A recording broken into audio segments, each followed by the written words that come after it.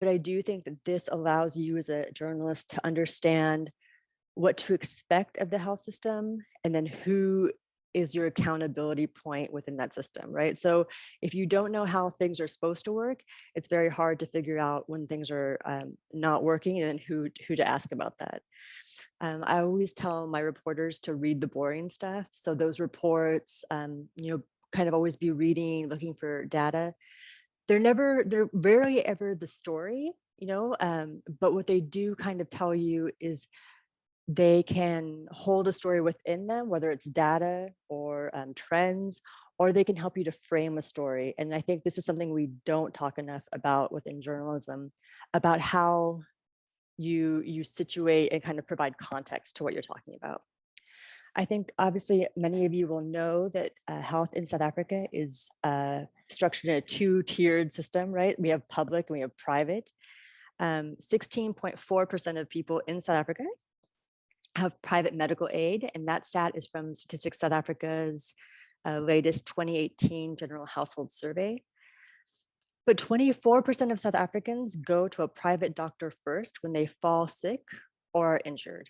And I think that's an important statistic to realize, because I think we often think about that 16.4% and think that they're the only people accessing private healthcare. And we tend to think of these two things as two spaces, public and private, that never mix. And that's not true for many people in South Africa. So healthcare in South Africa happens at different levels. This looks boring, but I promise it'll make sense, I think, at the end of this. So if you think about it as a pyramid, we have our, the most people sit at the bottom of the pyramid. That's our primary healthcare. It's clinics, our community healthcare centers. Secondary are district hospitals. Tertiary, again, more hospitals, but more specialized.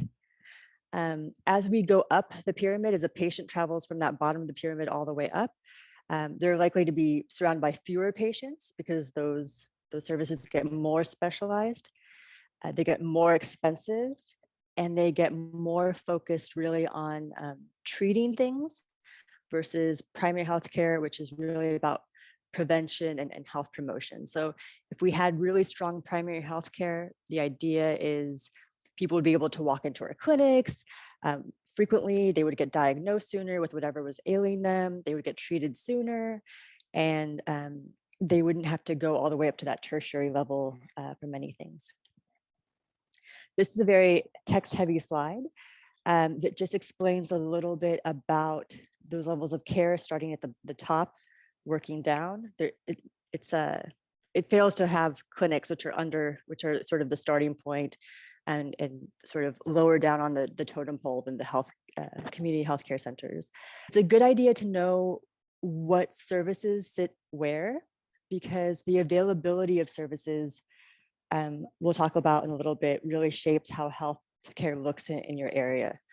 It's also important to know that these levels of healthcare really have different people who are responsible for them. So your district healthcare services would be responsible for that district hospital, your community healthcare center, the clinic.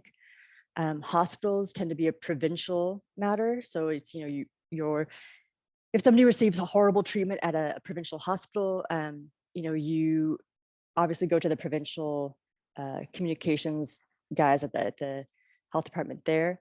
At Health E, we did have some luck when we had problems at clinics going to the communications at the district level. So it's an option, I think, depending on how much capacity there is in your district.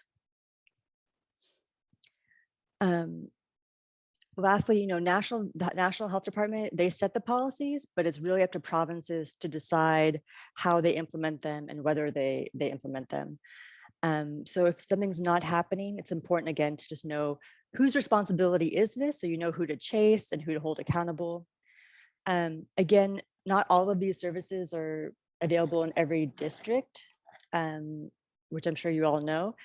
And it's important to understand, I think, how that shapes healthcare provision in your area, and also data. So a while ago at Bekasisa, we did a story looking at why some districts have very, very high C-section rates.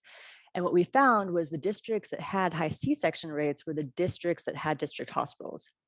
So they looked like they were like something was going wrong there because they were having all these C-sections. But what was happening was women from other surrounding districts that didn't have hospitals were having to be like driven in by ambulance to have their C-sections at those district hospitals in those districts. So it pushed the numbers up of C-sections in some districts while other districts look really low. So again, I think it's just about reading the boring stuff. You find stories, you find new angles, and I think you're better able to tell better, more complete stories to your audience.